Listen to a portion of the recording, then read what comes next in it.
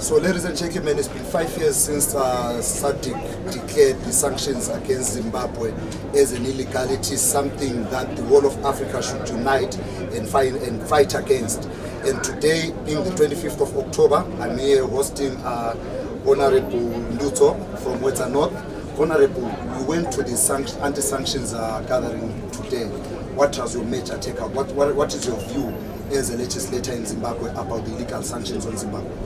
Thank you very much. I think there are two very important takeaways.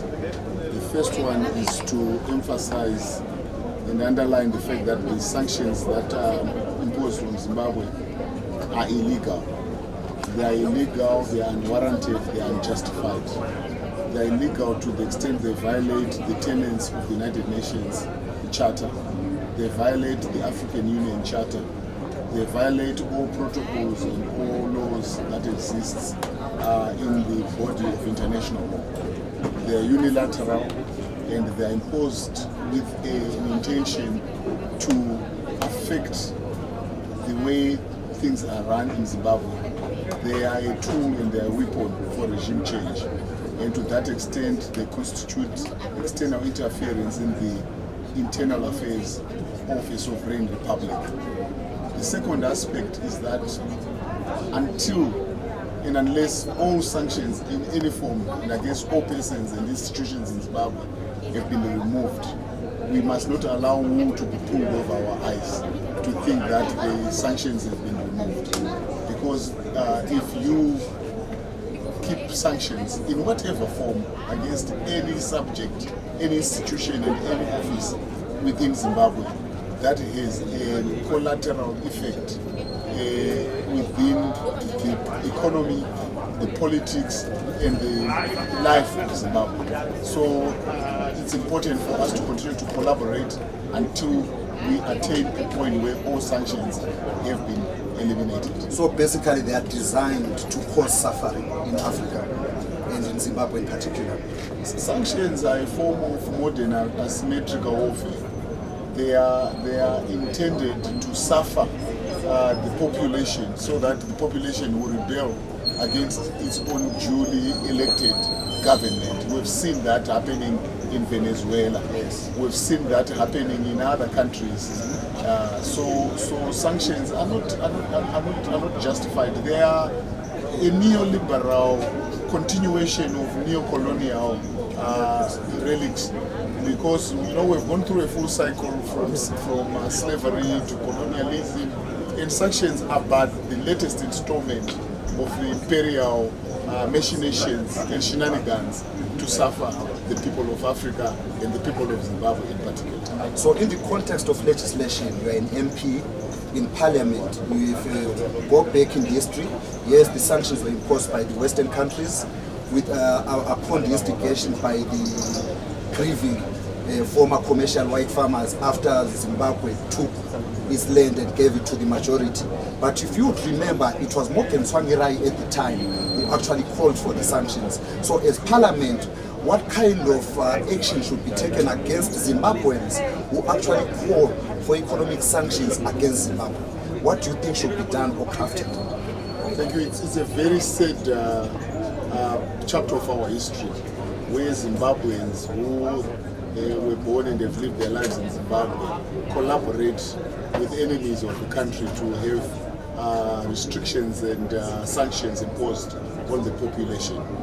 But commenting from the perspective of a legislator, I think there are a number of measures that we've put in place. Firstly, there are a number of motions that have been raised by members of Parliament. Care to share? There's been an anti-sanctions motion which was raised in the 10th Parliament. It was raised by the Honorable Dr. Mutoni. And we stood up and we spoke very strongly. It has helped us to have a partial removal. You saw the effect of the Zidera Treaty. It was partially in response to that. You also know that in the 9th Parliament there was an amendment to the Criminal Codification and Reform Act to introduce those amendments which were meant to foster patriotism. Where any Zimbabwean leaves the country and abuses any forum locally and externally to seek measures that are harmful to the interests of Zimbabwe. Like the Local Act of the United States. Exactly. So we have that. That was in the 9th Parliament, but now it's the 10th Parliament. I think we can tighten the screws together to make sure that there must be consequences to any action that brings sanctions and suffering among the locals. And as legislators, we will not shy away from continuously moving motions, from speaking, and we also hope that our colleagues who have got the privilege to represent our parliament in international forums such as the International Parliamentary Union and other international parliamentary forums, the top priority must always be to raise awareness and to advocate for the total removal of all sanctions against it. Okay. So this morning the US Embassy tweeted on their handle, and they were saying there are no sanctions against Zimbabweans, there are only sanctions against 11 entities and individuals. So if you'd remember, a few years ago, they were saying all sanctions were targeted. But now a narrative changed early this year when they were saying, no, we are now removing all these companies, all these people, and we are remaining with this. What does that tell us as Zimbabweans about the attitude of these Western countries, the United States in particular, about their view about Africa? What do they take us for? That contention is absolutely, it's absolute rubbish. It's hogwash. It's an insult to the intellect of our people. You know, we're talking of exactly the same thing in different forms. Because when you impose sanctions against a sitting head of state, you are decimating the institution of leadership. What are you trying to say? You are trying to say to the people of that nation, remove this person. That is regime change. That is illegal. You are going against the wishes and the will of the people of Zimbabwe. Now, if you restrict, it's like the president of the country is like the driver of a bus, and we are all like passengers in a bus. So if you say we are going to tie the hands and blindfold the eyes of the driver, but we don't have a problem with the passengers, do you think the bus will move? No, do you think the journey will be achieved? Not at all. So this is exactly what has happened. In fact, if anything, sanctions have become more sharpened because they are now targeted at the most influential people.